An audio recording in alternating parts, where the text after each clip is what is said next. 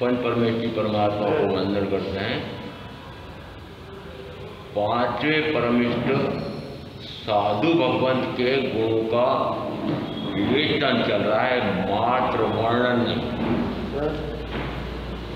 27 में से 5 महाव्रतों का निर्विचार पालन और 5 समितियों का सावधानी पूर्वक पालन, यह प्रथम 5 प्रकार के पापों से परे होकर के और 5 प्रकार के पुण्य में प्रवृत्ति हो। जिस समय शरीर संबंधी कार्य हो उस समय 5 महाव्रतों का पालन करना पड़ता है और 5 महाव्रतों को अखंडित रखने के लिए 5 समितियों का सावधानी पूर्वक पालन करना पड़ता है। ये पालन करना क्रिया है और क्रिया है तो क्योंकि शुभ से शुभतम, प्रशस्त से प्रशस्तम क्रिया है, वो पुण्य का उपार्जन कराती है। इसका अर्थ है कि 10 प्रकार के जो गुण आ रहे हैं ये संयमी के गुण हैं, आत्मा के गुण ये नहीं। आत्मा के गुण बाद में आ रहे हैं और उनमें से ज्ञान आदि 3, ज्ञान संपन्नता, दर्शन संपन्नता, चारित्र संपन्नता। और चारित्र संपन्नता में वह केवली के 4 सत्कर्मों का क्षय करके सिद्ध होता है, बुद्ध होता है, मुक्त होता है, परिनिर्वाण को प्राप्त कर सर्व दुखों का अंत करता है। मन समाधारणता, वचन समाधारणता और फिर आया काय समाधारणता। केवली के 4 सत्कर्मों का क्षय कर सिद्ध होता है, बुद्ध होता है, मुक्त होता है, यावत परिनिर्वाण को प्राप्त कर सर्व दुखों का अंत करता है। मन गुप्ती, वचन गुप्ती, काय गुप्ती। अब यदि ये गुप्ती इन सबसे उत्कृष्ट जिसे कही जाती है कि मन समाधानता, वचन समाधानता, काय समाधानता, इनमें कोई न कोई विचार दशा है। परंतु यहाँ मन को गुप्त करने का अर्थ होता है मन के मनन करने की क्रिया थम जाए, रुक जाए। वचन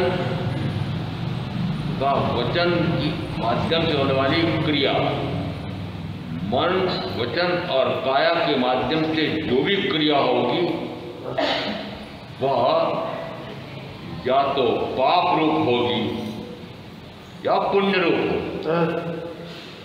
क्यों?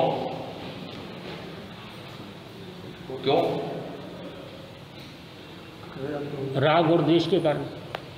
मन, वचन, काया तीनों पुद्गल है और जीव शुद्ध चैतन्य स्वरूपी आत्मा में, और यदि आत्मा इन पौद्गलिक साधनों का उपयोग करता है, जो भाव होगा वह पौद्गलिक भाव होगा। और इस कारण से कहा कि मन के द्वारा जो मनन, वचन के द्वारा जो वचन वर्गना, बोलना, और काया के माध्यम से होने वाली क्रिया, ये तीनों के तीनों पौद्गलिक होने के कारण से जो क्रिया हो रही है वो पौद्गलिक हो रही है, आत्मिक आनंद का अनुभव नहीं आएगा। आपने अभी तक क्या किया? किसका सहारा लेते हैं?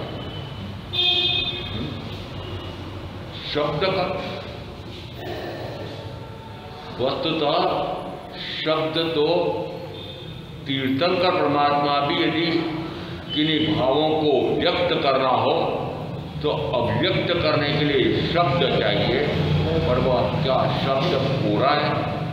पुद्गल है, पौद्गलिक है। शब्द के साथ भाव जुड़े हुए हैं। मनुष्यों ने अपने अपने समूह में बैठ करके, जिसका जितना समूह, अपने अपने समूह में बैठ करके यह निश्चय किया कि मैं इस प्रकार का शब्द, इस प्रकार का वाक्य बोलूं, उस समय यह अर्थ मानना। प्रथमतः कैसे समझाया होगा माँ ने आपको? कुछ भी बोलना नहीं आता है, कुछ भी भाव नहीं आ रहा है। जैसे ही बच्चा 3-4 साल का सामने खड़ा है, माँ संकेत कर रही है, कटोरी की तरफ संकेत किया, फिर हाथ से संकेत किया, पहले उस हाथ को, उंगली को कटोरी की तरफ दिखाया, फिर उस उंगली को बेटी की तरफ किया, फिर उस उंगली को वापस मुझे दे, इस प्रकार का संकेत किया। शब्द है, शब्द है। क्या उसने मात्र, माँ ने शब्द ग्रहण किए, शब्द बोले? क्या उस पुत्र ने मात्र शब्द पकड़ा? भाव जुड़ा हुआ उसके, भाव है साथ। उस शब्द के साथ जो भाव है, भाव क्या है? ये कटोरी माँ को चाहिए, तो कितने शब्द आ गए उसको? इसे कटोरी कहते हैं, इसे माँ का हाथ कहते हैं। ये उसको वहाँ से उठाना है, उठा करके माँ को देना है। कर्ता, कर्म, क्रिया, सारा समझ गया? क्या इस प्रकार का प्रशिक्षण आजकल की माताएं देती हैं? अरे ढोर माताओं को पूछ रहा हूं, क्या इस प्रकार का प्रशिक्षण आपके बच्चों को आप देते हैं? जिस प्रकार से कुंभकार एक मिट्टी के कच्चे चाक पर से उतारा हुआ कुछ ऐसा घड़े का आकार दिखता है, वह उतार करके थोड़ा सा सूख जाता है। उसके बाद फिर एक थापा हाथ में लेता है, मटका दूसरे हाथ में लेता है, और आपने कभी वो थापे को थप करते हुए देखा कुंभकार को? देखा देखा?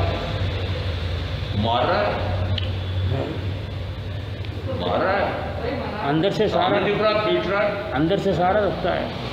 यदि पीट रहा है तो निश्चित मानना कि वो घड़ा टूटेगा कि नहीं टूटेगा? टूटेगा। टूटेगा। अंदर में नरम हथेली रखता है, अंदर है नरम हथेली रखता है। ये कुंभकार के समान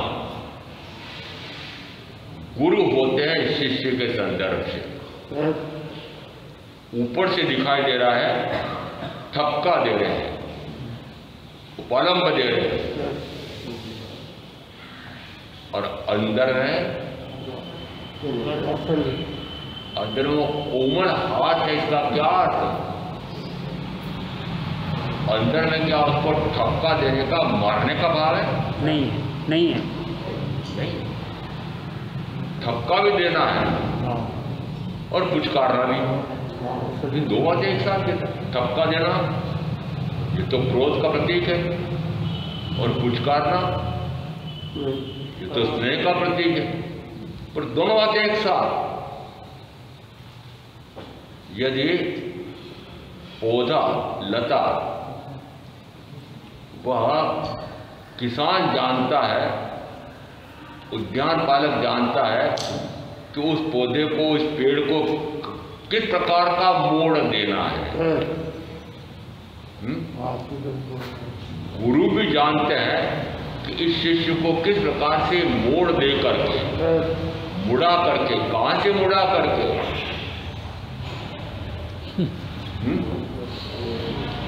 संसार की प्रवृत्ति, शरीर की कार्य क्रिया प्रवृत्ति से मोड़ करके आत्मान्मुख करना है। तो मेरे गुरु शिष्य की संबंधी, गुरु शिष्य का संबंध कैसा होता है? माँ बेटे का संबंध कैसा होता है? वह बहुत स्नेह से, वात्सल्य से उसको शिक्षा देती। तो प्रथमतः तो आजकल माँओं के पास समय नहीं, और द्वितीयतः वो बेटे पोते वो माँ से समझ नहीं चाहता है, वो भाड़े के टट्टों से समझना चाहता है। जो प्रेम, जो वात्सल्य माता पिता दादा दादी का है, वो भाड़े के टट्टुओं का कैद खाने में जिस समय वो 1.5 वर्ष का, 2.5 वर्ष का बंद और आंसू बहा रहा होता है, क्या समझ में आएगा? कैसी शिक्षा पद्धति हुई?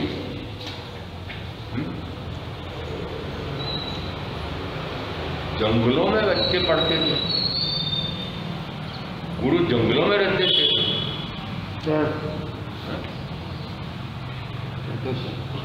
और इतने अकिंचन होते थे कि भोजन बनाने के लिए तो शिष्यों को कहते थे, भाई लकड़ी बीन कर रहा हूं। आजकल के ऐसे गुरु हैं, आजकल के ऐसे शिष्य हैं, सर आपको मेरे पिताजी ने एक मुश्त 50 लाख रुपए दिए हैं, और फिर प्रतिमा वापस आप 50,000 रुपये, 5,000 रुपये वसूल कर रहे हो।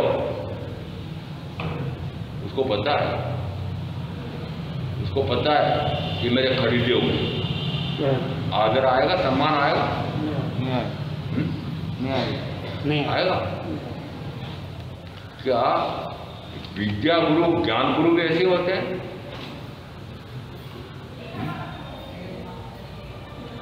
जैसे पूर्व की गुरुकुल पद्धति है, हम भी गुरुकुल में रहते हैं। गुरु कुल समूह में रहते हैं। एकाकी क्यों नहीं? कि जिस समय गुरुकुल में रहते हुए गुरु उन शिष्यों को ज्ञान में, दर्शन में, चारित्र में इतना निपुण कर देते हैं, ऐसा उन्हें लगता है। उसके बाद में उसको एकाकी विहार जंगलों में करने की छूट हुई। वह आज्ञा लेकर के जाता है, आज्ञा देने पर ही वह जाता है। इसका अर्थ है देवमुनि अकेले आए, ये अकेले का चौमासा तो हाँ तो बोलो ना बेटा जी, अकेला का चौमासा तो गलपता नहीं। आज नहीं, 2 साल 5 साल बाद, 10 साल बाद सारे गुरु अकेले मिलेंगे। और मैं तो वर्तमान में देख रहा हूं युवाचार्य कितने शिष्य हैं? एक भी नहीं, एक शिष्य। और एक शिष्य कब से युवाचार्य बने हुए 8-9 साल होने आए हैं, एक ही है, दूसरा क्यों नहीं हुआ? दूसरा क्यों नहीं हुआ? अरे आप माता पिता को पूछ रहा हूं, दूसरा क्यों नहीं हुआ? हमें क्यों पूछ रहे? युवाचार्य को पूछा, युवाचार्य को नहीं, आपको पूछ रहा हूं। वो अकेले क्यों है? अकेला शिष्य कौन है? महाराज मेरे तो अकेले ही है, इतना पढ़ लिख गया है, इतना बड़ा पैकेज मिलने की संभावना है, 2 करोड़ रुपए, 2 करोड़ डॉलर कमाएगा। महाराज ये एकाकी बेटे को मैं कैसे संयम दे दूँ? प्रथमतः तो उसको लेने का भाव ही जाए, और आ गया तो अड़चन पैदा करने वाले कितने हैं। और अब कहते तो ये अकेले साधु, किसकी गलती है? संघ की। किसकी गलती है? संघ की। और अब जो भी कोई मुझे कहे महाराज अकेले हो, मैं साफ साफ कहता हूँ पति को दे दो, ससुर को दे दो, बेटे को दे दो, नहीं महाराज। अब बताओ क्या करो? समझ में आता है? और वस्तुतः तो एकाकी साधना, एकांत साधना वही साधना है। क्यों? क्योंकि इतने रागी, द्वेषी, पताई, कसाई, न जाने क्या क्या कौन कौन प्रवृत्तियों में लगे हुए, कितने जंजालों में पड़े हुए, इन्हीं के साथ में रहूं, इन्हीं के साथ संपर्क रखूं, तो यहाँ आएंगे तब भी अपने परिवार की, संसार की, जंजाल की बातें न जाने कौन कौन सी बातें ला ला करके परोसेंगे। जबकि मैंने कहा भी मेरी दीक्षा के 15 साल पहले से अखबार, टीवी, रेडियो छूट गया था, और अब मैं झांकता ही नहीं कि कौन से समाचार पत्र में क्या समाचार आया है, टीवी में क्या आया है, मोबाइल वाले क्या फैला रहे हैं। मैंने कहा मैं तो एक शब्द नहीं जानना चाहता। तब भी सुनाते हो, अरे आना तो कहो, खुद भी कथा में पढ़े हो, और साधु साधु को भी कथा में जोड़ने वाला कौन है?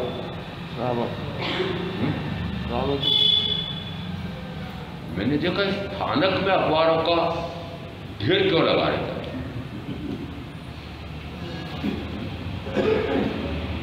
प्रातःकाल होते ही साधु हो चाहे साध्वी हो, जितने समाचार छपते हैं सारे अखबार की एक एक प्रति हमारे पास प्रातःकाल आ जानी चाहिए।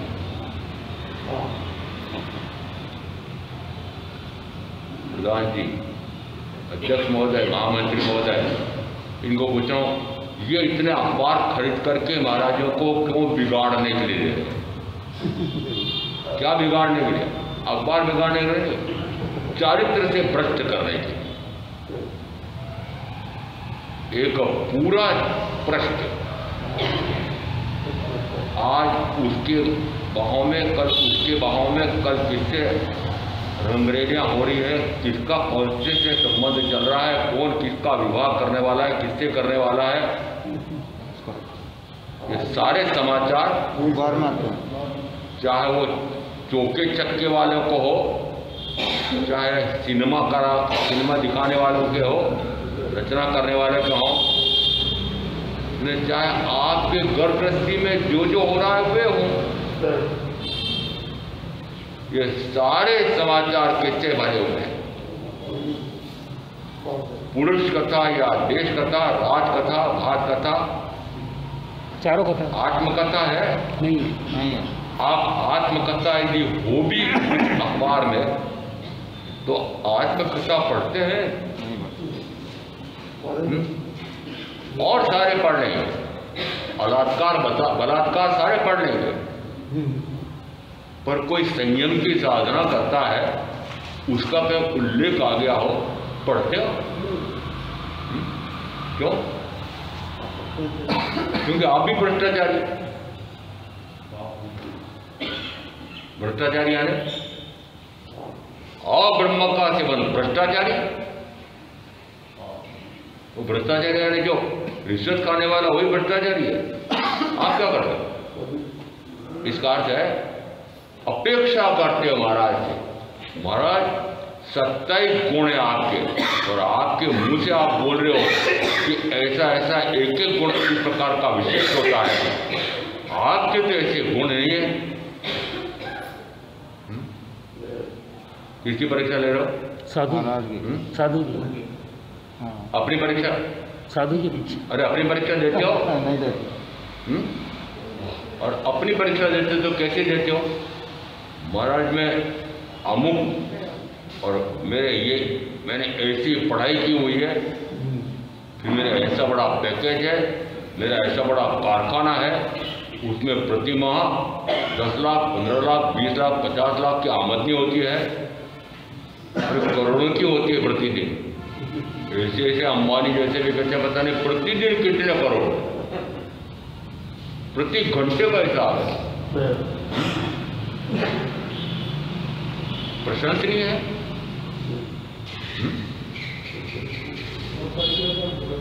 प्रशंसनीय है क्या?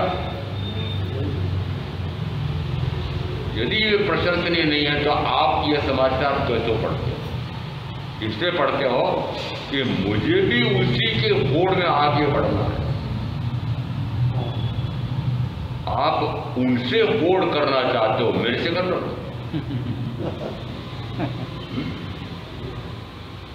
अरे मेरे से प्रतिस्पर्धा कर लो ना। कपड़ों में करना है, हार में करना है। अरे आपको मेरे से होड़ करना है ना, बाहर में दूसरे को होड़ करो, मेरे साथ होड़ करो ना। आप भी बिछोने में होड़ करना है, कर लो। आज चुनौती देता हूं महाराज, आप ऐसे रहते हैं, आप कैसे रहते हैं? क्या 21,000 उसमें से भी 2600 से भी अभी बहुत कम है, उसमें श्रावक श्राविका रहे क्या? नहीं रहे। कितने बदल गए? बदल करके ऊंचे पहुंचे कि गर्त में पहुंचे? गर्त में। और मुझसे क्या अपेक्षा करते हो? महाराज आगमन में आपकी ऐसी चर्या आई है, आपके ऐसे गुण आए, आप क्या कर रहे हो? आप क्या कर रहे हो? यदि आपका भ्रष्ट आहार होगा तो मुझे कौन सा मिलेगा? भ्रष्ट। एक भाई ने मुझे कहा, महाराज बिहार जिस दिन प्रवेश था आपके चोल पट्टे में ठेकरा लगा हुआ। मैंने कहा फटा हुआ तो नहीं था ना? फटा हुआ था क्या? ठेकरा लगा रखा था।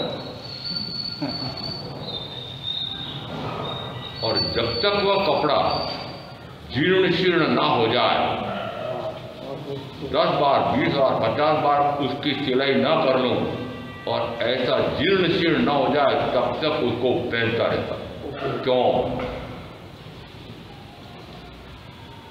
क्यों बताओ ना। तो भाई बोले महाराज इस प्रकार का कपड़े पहनते हो,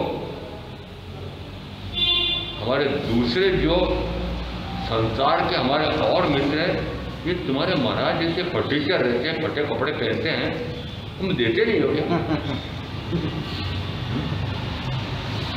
आप देने के लिए तैयार हो गए। और मैं कह सकता हूँ यदि मैं मना ना करूँ तो मेरे पास थान के थान इकट्ठे हो जाएंगे और साल 100 साल इकट्ठे हो जाएंगे। एक दूसरे को बताऊँ नहीं। और ठंड आने वाली है महाराज, बहुत ठिठुरन है, अब के बाद शाह ले लो, ले ली, फिर कोई आया फिर ले ली, फिर कोई आया फिर, एक दूसरे को तो पता ही नहीं किसने महाराज के पास कितनी ले ली इन्होंने। मैंने कहा जिस समय कपड़ा देने के लिए तैयार होते हो उस समय कोई भी ये पूछते हो कि महाराज जरा 72 हाथ है कि कम है, ये जरा बताओ सही। 72 हाथ से कम हो तो मैं दूं। सही बोल रहा हूँ? सही है। आप क्या कहते हो? आप पूछते हो कभी कि महाराज पहले आप बताओ कि आपके पास कपड़े हैं कितने, 72 हाथ से कम हो तो दो, नहीं तो नहीं दूंगा। आपके तो पहले तो पेटियां फट रही होती थी, आजकल तो बड़े बड़े आलमारा और दुकानें और कल कारखाने, वहाँ ये सारी भोजन सामग्री से लगा करके उपभोग परिभोग के सारे साधन सुविधा ठस पट रहे हैं। क्या ये जो इतने साधन सुविधाएं बड़े हैं बिना 6 काय के जीवों की हिंसा विराट न के? नहीं। यदि मैं कहूं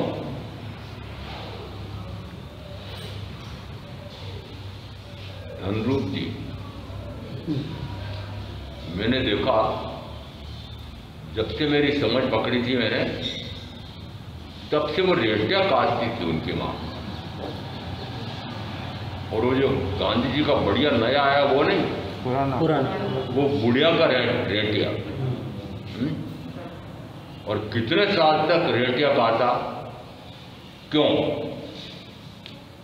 कि जो कपड़ा मुझे पहनना है वह मेरे हाथ का कटा हुआ होगा, फिर मेरे हाथ से वो सूत बुना हुआ होगा, और फिर उसके बाद बुनकर द्वारा कपड़ा बुना हुआ होगा, वही पहनूंगी। कितनों के नियम है आज? नहीं। अरे आप में से बहनों को पूछ रहा हूं कि हाथ का कपास, खेत में बोया हुआ कपास, देशी गोबर गौमूत्र से बना हुआ कपास, और फिर वह कपास की रुई फिर लोड़ना भी खुद अपने हाथ से। वो कपास ही निकले, वो पालतू गाय को खिला दिए, रुई निकाली, उसको पिंजारे से पिंजवा लिया, पूड़ियाँ बनवा ली, और फिर उससे कटाई करके, और मात्र कल्पना ही नहीं है, मैं स्पष्ट बोल रहा हूँ कि आपके ऐसे ही पूड़ियाँ श्रावक थे। कहानी पता है? ये कहानियां बहुत जानती बहनें। वो पुण्या था कौन? श्रावक। कालू कसाई 500 पाड़े रोज काटने वाला ये मगध देश का राजधानी, उस राजधानी में 500 पाड़े काटने वाला राजगिरी। जिस समय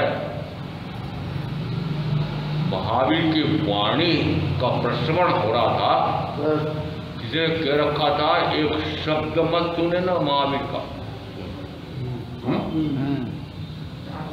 किसने कह रखा हो सकता है कि पिता ने कहा हो। क्यों? क्योंकि महावीर तो परम अहिंसक है, वो कौन सी शिक्षा देते होंगे।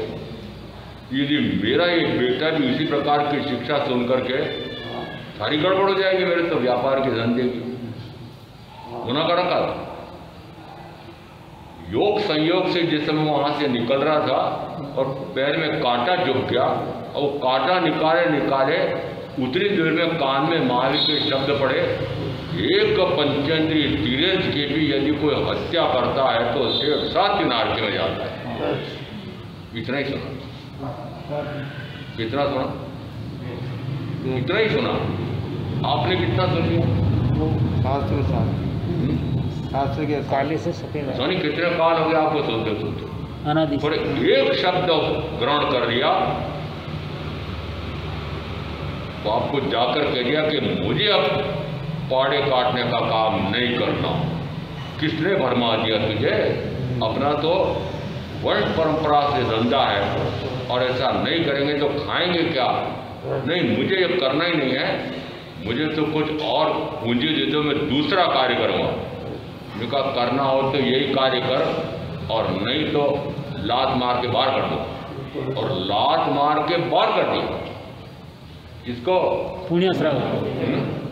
तो सही के अरे आपकी हिम्मत होती बेटों को लात मार के बाहर करने की? क्यों? बात नहीं मानता है।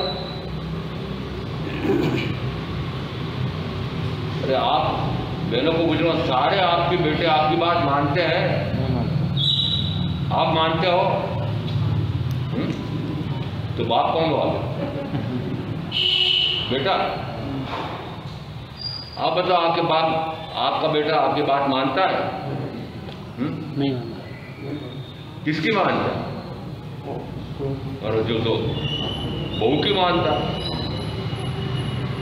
ये कहां से आ गई बहू? कहां से? जैसे ही शादी हो गई,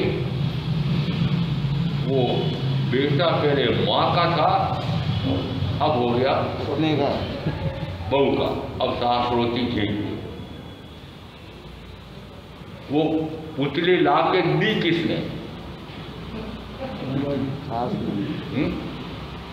दी ना, उसकी बनाई ना। अब उसका हो गया तो रोते देखते हो। कितनी अजीब स्थिति आपकी।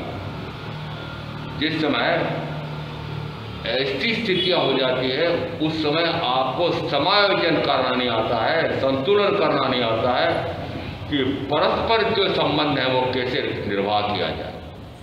परिवार में भी रहते हो परंतु परिवार के संबंधों में कैसे रहा जाए आपको आते नहीं, और नहीं आता है। ये बहुत अच्छी बात है कि आपको पारिवारिक संबंध निभाना नहीं आता है तो भागो। कहाँ से भागो? परिवार से। क्यों? क्योंकि पारिवारिक संबंध जब निभाओगे तो पारिवारिक संबंध कौन से?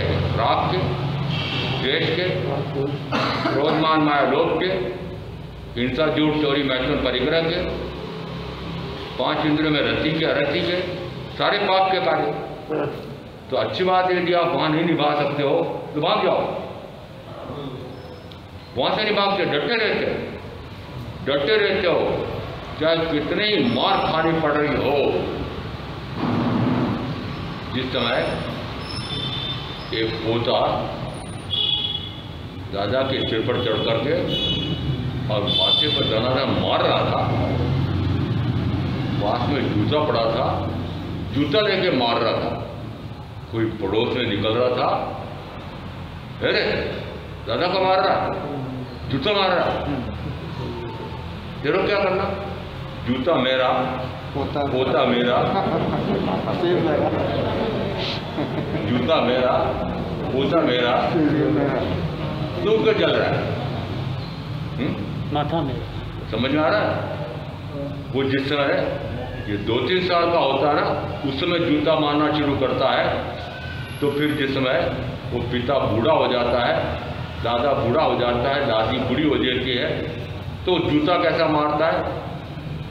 दादाजी, दादी जी, आपने भी इतना धन कमा रखा है, मैंने भी इतना करोड़ों का धन कमाया है, आप भी सुखी रहो, हम भी सुखी रहेंगे, आपको मैं वृद्धाश्रम में भर्ती कराए।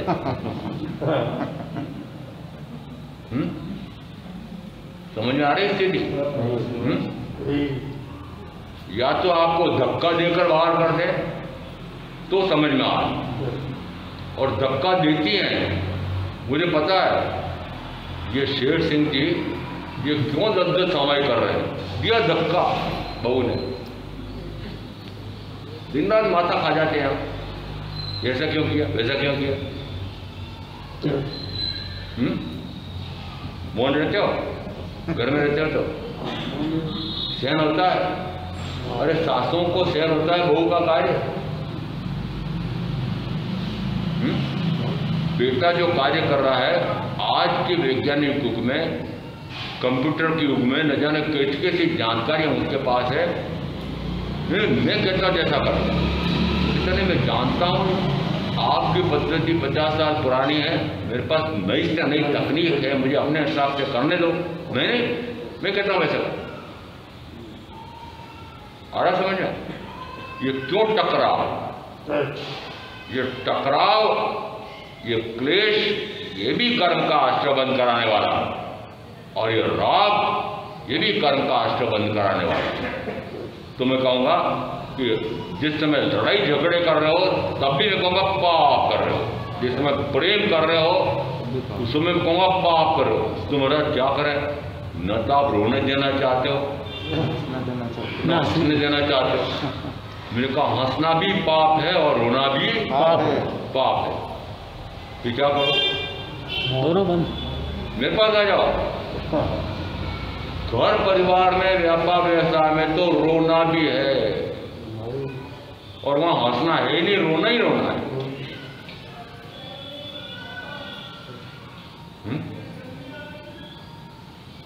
जो लूटा जा रहा है, क्या मात्र आपका ग्राहक ही आपको, आप ग्राहक से लूट रहे हो क्या?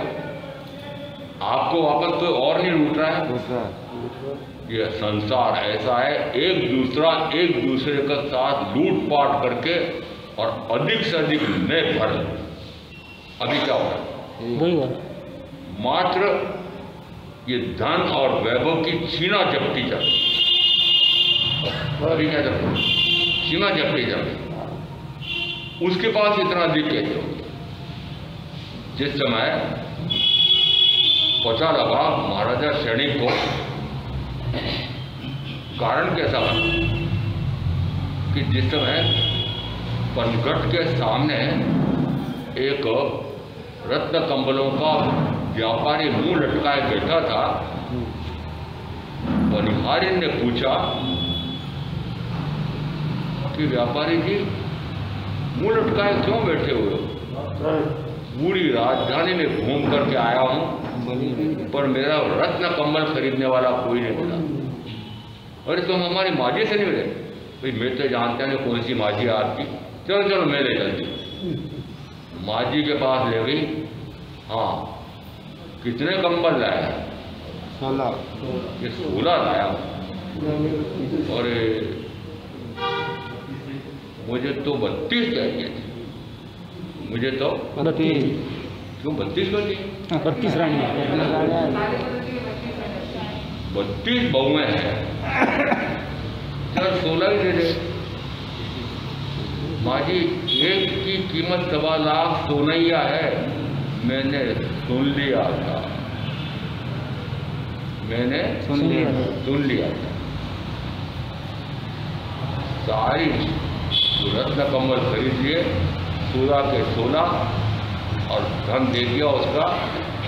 और अब उनके 2 टुकड़े करके 32 की 32 बहनों बहुओं को बांट दिया। और जैसा आज की बहनें आज के भाई भी हो गए, यदि पुरानी चलन की साड़ी हो गई है, 2 दिन 3 दिन पहले खरीदी है, 15,000 20,000 की खड़ी है, परंतु जैसे देखा प्रवचन में मैं जाऊंगी, मेरे जैसी साड़ी और किसी की नहीं मिलेगी। एक और किसी बहन ने भी पहन रखी, ओ जलन की बात हो, नहीं लानी पड़ेगी, नहीं लानी पड़ेगी, क्योंकि उसको नहीं लिया है। समझ में आ रहा?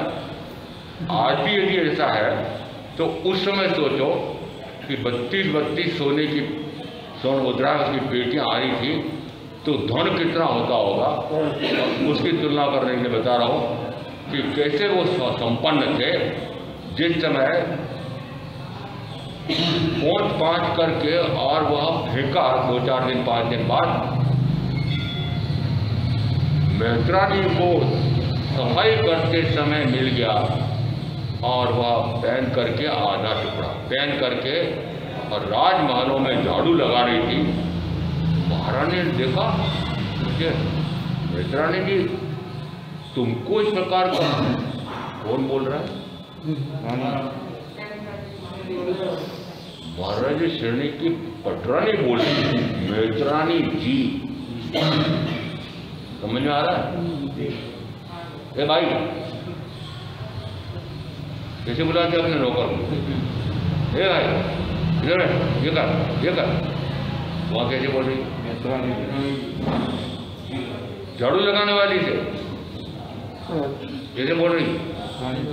मैत्रानी जी, ये ऐसा स्वर्ण कंबल तुमको कहाँ से मिला? और ये एक इस प्रकार के सृष्टि के यहाँ पर भी झाड़ू लगाती हूँ और वहाँ पर वो मलमूत्र वाला स्थान उसके बाहर ऊंचा पहुंचा, इस प्रकार से वो पड़ा था। मैं उठा लाई, साफ करके मैंने पहन लिया।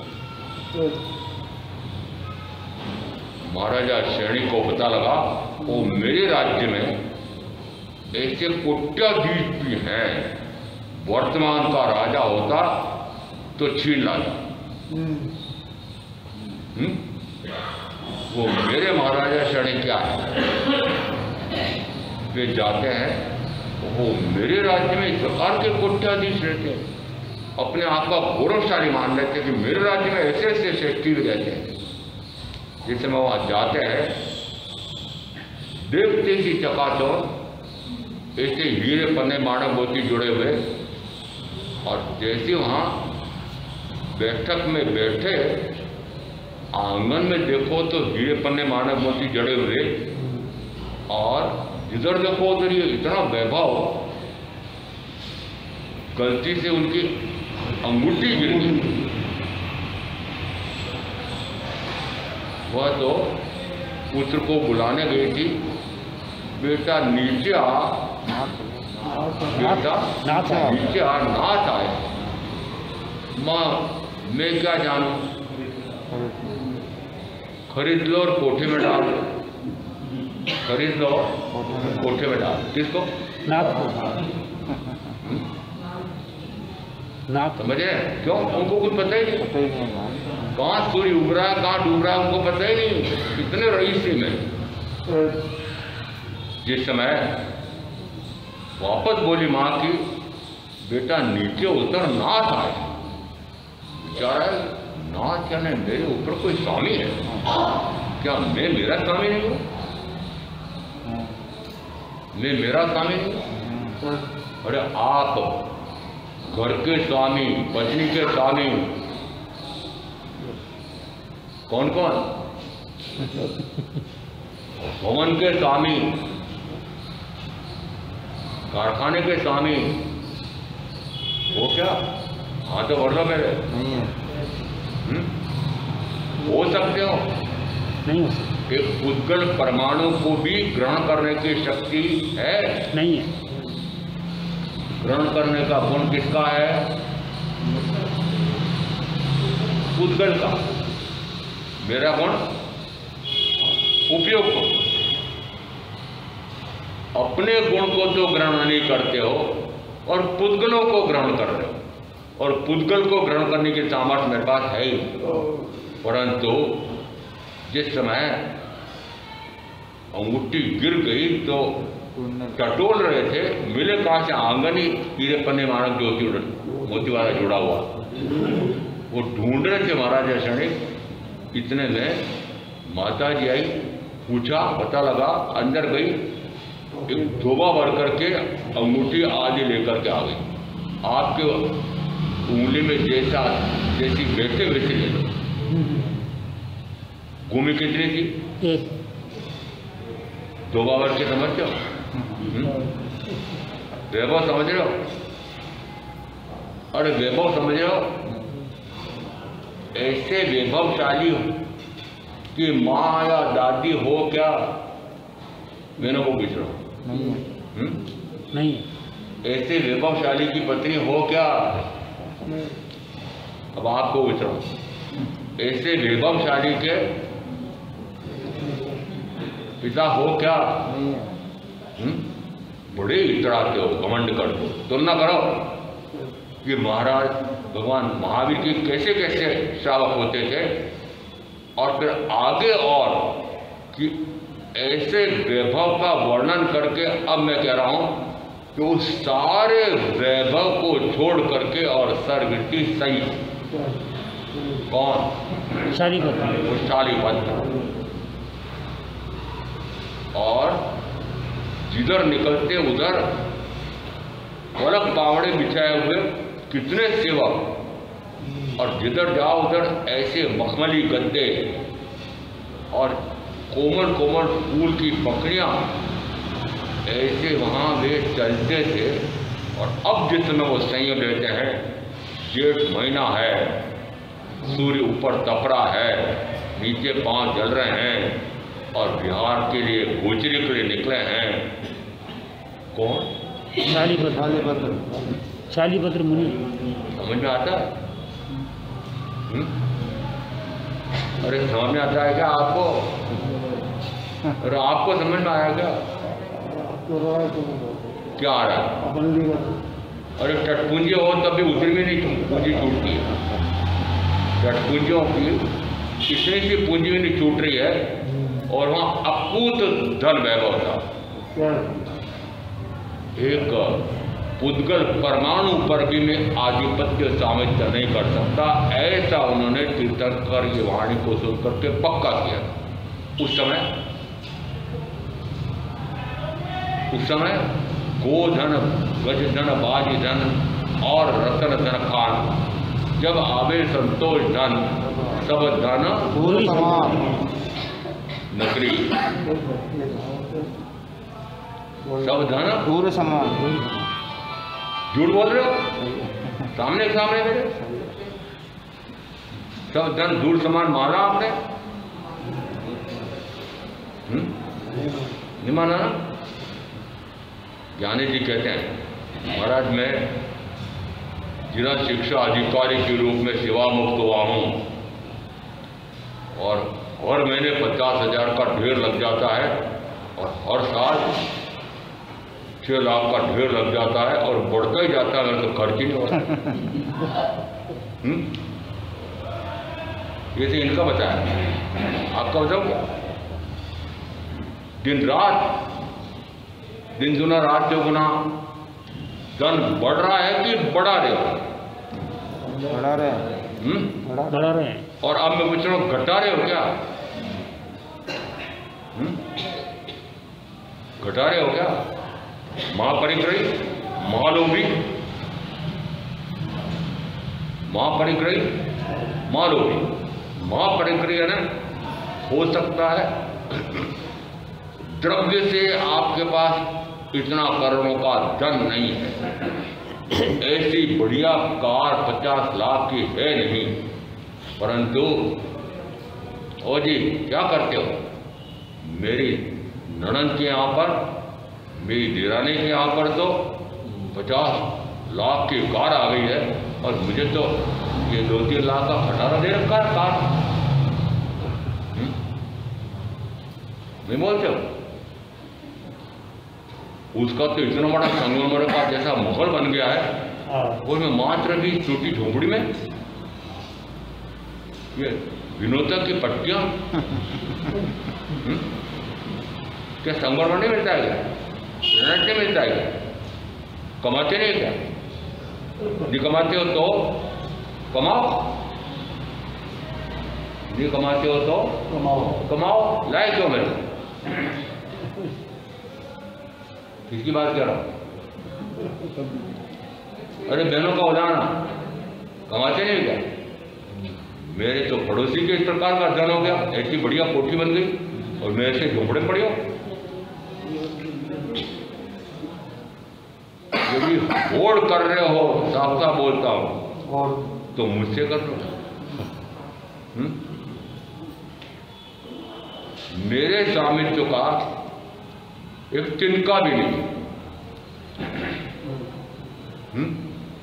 मकान रहने के लिए 4 महीने शेष काल यदि वहां रहना है तो भी भीख मांग रहा हूं, कपड़ा चाहिए तो भी भीख मांगता हूं, और रोटी चाहिए तो भी भीख मांगता हूं, भिखारी। अब कौन ऐसी माँ होगी, कौन ऐसा पिता होगा कि अपने बेटे बेटे को भिखारी बनाए?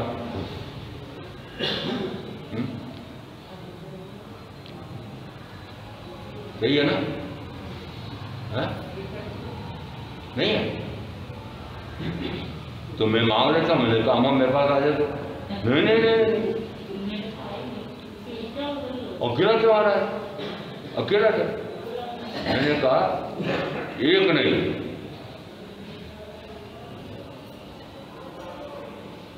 कम से कम शास्त्र में उदाहरण आए होंगे तो 25 इस प्रकार की दीक्षा हुई जिसमें एकाकी बेटा, अतिमुक्त कुमार 6 वर्ष की उम्र, और राजा रानी राजकुमार था, अकेला था।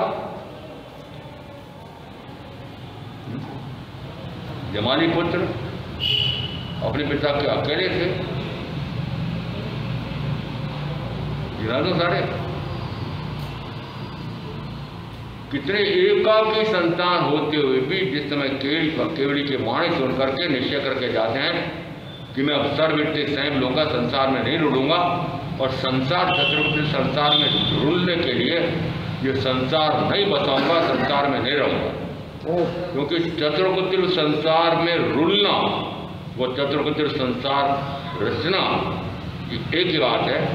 मुझे चतुर्कुतिर संसार में रुलना नहीं है, भटकना नहीं है, इसलिए मुझे चतुर्कुतिर संसार बसाना नहीं, संसार बसाना नहीं। यदि आपका कोई बेटा आकर तो आपको ऐसा कहे तो प्रसन्नता पूर्वक आज्ञा दे दोगे क्या?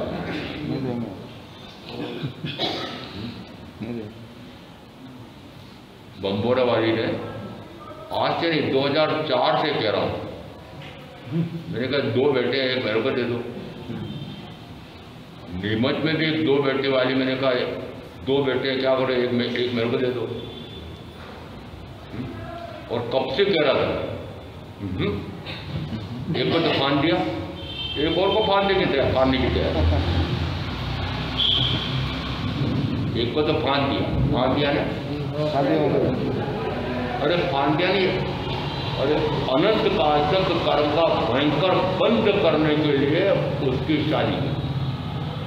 जो जो प्रकार के माता पिता हैं, जो जो अपने संतान की शादी कर रहे हैं, वो आपको लगता है कि एक दूसरे से पति पत्नी संबंध बनाया है, मात्र पति पत्नी संबंधी बनाया है। आपने अनंत जीवों के साथ अनंत कर्म का बंद करा दिया है। कितने जीवों की हिंसा, विराधना, पापाचार, दिन रात पापाचार, 18 प्रकार के पाप, दिन रात 18 प्रकार के पाप, किसमें झोंक रहे अपने संतान को? क्यों? आपने भी वही किया, आपके पिता ने भी वही किया, आपके दादा ने भी वही किया, तो आपकी तो वंश परंपरा है। जैसे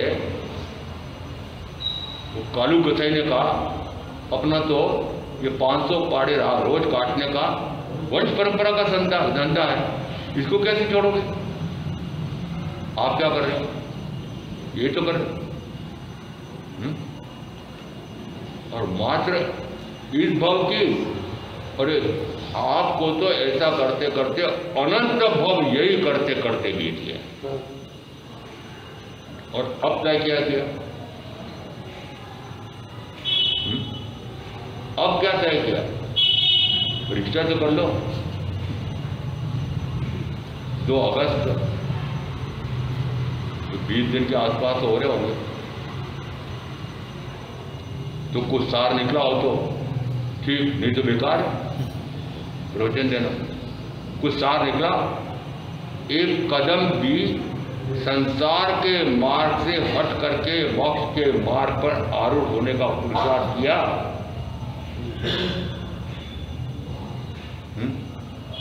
एक इंच भी हटे क्या पापाचार 20 दिन का प्रवचन सुन करके आपके 18 प्रकार के पापों की प्रवृत्ति में मंदता आई? क्या राग द्वेष मोहादि के संबंध निरंतर टूट रहे हैं? क्या राग द्वेष मोह निरंतर घट रहा है? क्या क्रोध मान माया लोभ निरंतर घट रहा है? क्या आपके ये जो विकार के भाव हो रहे हैं वो सारे विकार के भाव जो प्रवचन सुनने के पहले हो रहे थे, क्या प्रवचन सुनने के बाद ये विकार से निर्विकार अवस्था प्रकट हो रही है? वचन गुप्ति साधक निर्विकारत्व को प्राप्त होता है। अब आपसे पूछ रहा हूँ कि प्रवचन तो इतने ऊंचे हो रहे हैं, इतने ऊंचे हो रहे हैं कि सिद्ध हो जाऊं, बुद्ध हो जाऊं, मुक्त हो जाऊं, परिनिर्वाण को प्राप्त करता हूँ, दुखों का अंत कर दो। तो परीक्षा तो कर लो तो कि 1 इंच भी उस संसार मार्ग को छोड़ करके मोक्ष के मार्ग पर कदम आगे बढ़ाने का पुरुषार्थ भी शुरू हुआ है नहीं? क्यों समाचा कराया? चौमासा क्यों कराया? महाराज बड़ा चाणक है, यश कीर्ति वाला चाणक है।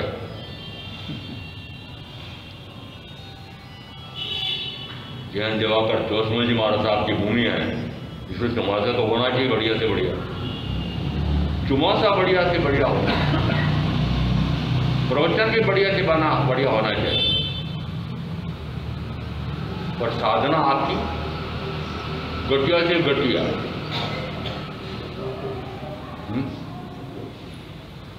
अरे साधना घटिया से घटिया चल रही है कि बढ़िया से बढ़िया शुरू हुई है?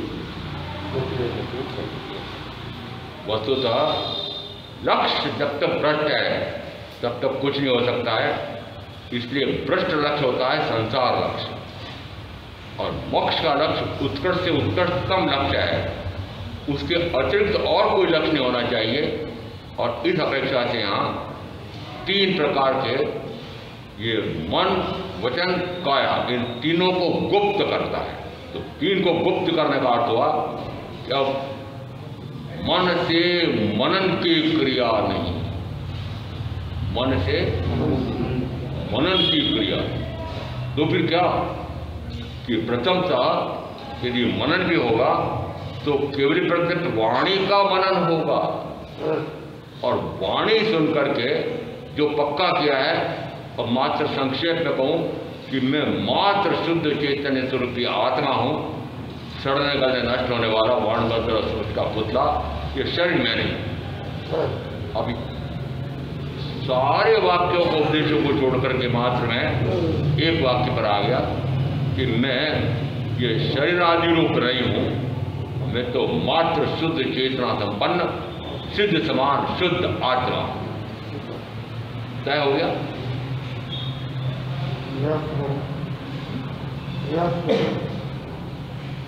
क्या बिल्कुल पक्का हो गया? फिर कब होगा? महाराज वो काल चंद पकाएगा। पकाएगा कौन? कालचंद। कालचंद कहाँ पकाएगा? अरे श्मशान की लकड़ों में पकाएगा। जो आप सामग्री इकट्ठी कर रहे हो प्रवचन की, उसे बढ़िया देसी का बादाम का हलवा बनेगा तो श्मशान में लकड़े लगे रहेंगे, उसमें बनेगा। उसी की प्रतीक्षा है।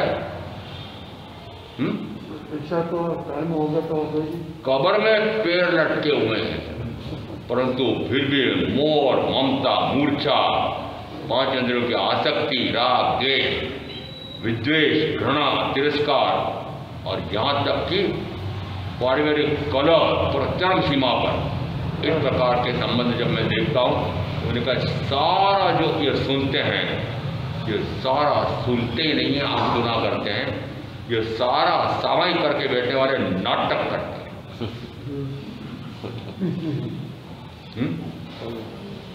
यहां बैठ करके बड़े समझ की साधना कर रहे हो और घर जाकर क्लेश करते हो या राग करते हो।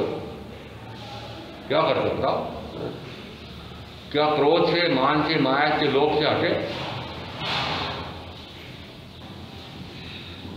अनुकूल स्पर्श मन ललचाते, उन पर लेश न प्रीति धरे, कर क्रोध दूर और मान हटा, माया सेवे न लोभ हरे। इसका अर्थ है मनुष्य भक्त का लक्ष्य क्या होना चाहिए कि केवल प्रत्यक्ष वाणी सुन करके अब मैं इन चारों प्रकार के कषाय से पूर्णतः परे हो जाऊं। तो यहाँ पर क्या आया है कि जिस समय वह निर्विकारत्व को प्राप्त होता है उस समय वह आत्म साधना, परमार्थ साधना, मोक्षार्थ साधना के लिए उद्यत हो गया है, प्रवृत्त हो गया है, आरूढ़ हो गया है, ऐसा मानना। और उसके बाद में आया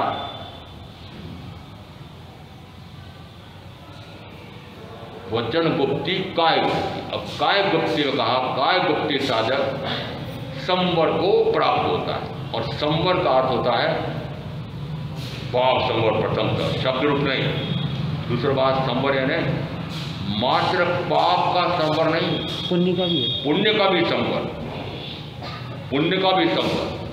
और पुण्य में भी संयमी साधु साध्वी का वो जो 5 महाव्रत रूप पालने रूप, 5 समितियों के सावधानी पूर्वक पालने रूप उस क्रिया से जो पुण्य होता उससे भी परे होकर के और मात्र शुद्ध स्वरूप में रमणता, जिसमें कोई भी कर्म का आश्रव नहीं हो रहा हो, उस समय कहा जाता है स्तंभ।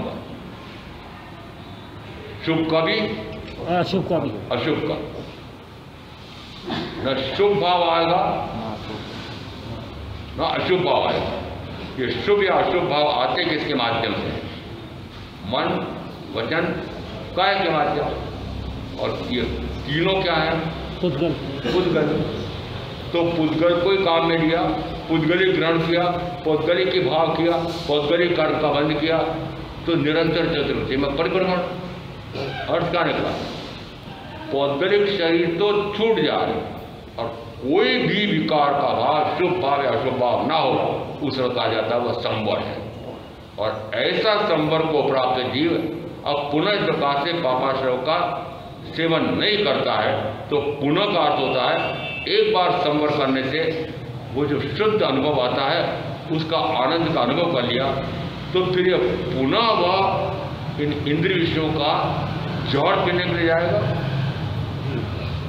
नहीं। ये संयमी साधु साध्वी की चर्या आई है, मेरी चर्या आई, और उसी का पुरुषार्थ चलता है कि बाहर में कोई कार्य क्रिया प्रवृत्ति नहीं, मात्र शरीर संबंधी कार्य करने के लिए कार्य क्रिया प्रवृत्ति, वह भी जल्दी से जल्दी पूरी करो और स्वाध्याय में ध्यान में लगो। क्या ऐसा लक्ष्य है? यदि 18 घंटे का स्वाध्याय और ध्यान और 6 घंटे की उनमें से 1 प्रहर की निद्रा और 1 प्रहर की आर्या, 8 प्रहर में से 1 प्रहर निद्रा, 1 प्रहर आर्या, शेष प्रहर कितने बजे? 6 प्रहर किसमें लगे? कि स्वाध्याय ध्यान। श्रीमती ने कहा यदि साधु साध्वी की इस प्रकार की चर्या है तो उससे आगे के श्रावक श्राविका भी है, तो 9 घंटे इनके भी ऐसे होने चाहिए, उसमें से 6 घंटे का स्वाध्याय और 3 घंटे का ध्यान, 16 घंटे होते ना। और इस शरीर के कार्य के लिए कमाना, खाना, भोगना सारा आ गया, उसमें 16 घंटे बहुत है। क्या ऐसी चर्या आपकी है?